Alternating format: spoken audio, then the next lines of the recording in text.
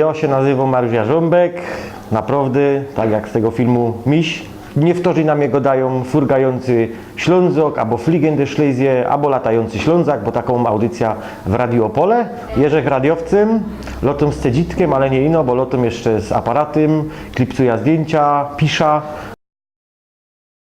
Audycja jest o wszystkim. Latający Ślązok, jakby powiedzieć nawet, w to jest Ślązok, ja? Geograficznie. I ojeżdża Górny Śląsk historyczny, Opole, okolice Opola, ale jada też do Katowic, jada do Chorzowa, robiłem o Tarnowskich Górach audycję.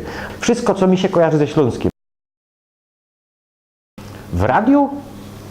Nie wiem. W codziennym życiu ja nie dzielę tych języków, to ja przechodzę płynnie z jednego na drugi. Chyba jakaś podświadomie wola go dać po śląsku, bo to jest takie do mnie naturalne, ale to też jest ważne, bo u mnie śląski nie był pierwszym językiem Zabajtla. Zabajtla był uczony go dać po polsku, nie jakiegoś przymusu. Byliśmy gonieni. Ja nie godzę, że ja tam teraz status kombatanta by chciał skuli tego, ale ważne to było. Zresztą to dzisiaj jest ważne, żeby go dać poprawnie, w jakimkolwiek języku. Bycie Ślązokiem dla mnie znaczy wszystko. Do jednego powiedzą, że Ślązokiem musi być człowiek, co godo po śląsku. Ja powiem, że nie do końca. Ktoś powie, że Ślązok, nie wiem, musi robić na grubie, ja? Nieprawda. Na hucie, tyznie. Ślązok musi chodzić we weście niebieskich, w jeleniokach, w wysokich bułtach. Tyznie powiem. Jakże był bajtlem, to na pewno, że grał w futbal, durch. Ino my grali w bala, albo w bale, jak to woli. Ja zawsze wieszał mojej mamie gardinie, musiały być równo powieszone.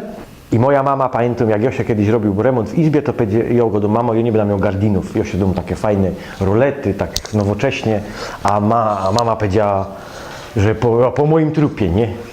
No i myślę, to wspomniała, jak mama umarła, go dom widzi, patrz, żeś wykrakała, bo ja po tym, jak ona umarła, to robił pierwszy remont w domu i już nie było gardinów w domu.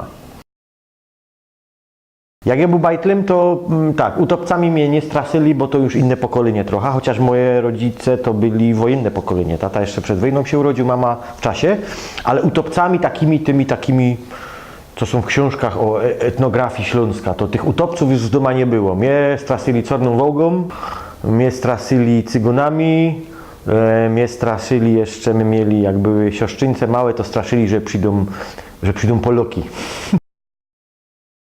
Bifej lubię, bo bifej mi się fajnie kojarzy.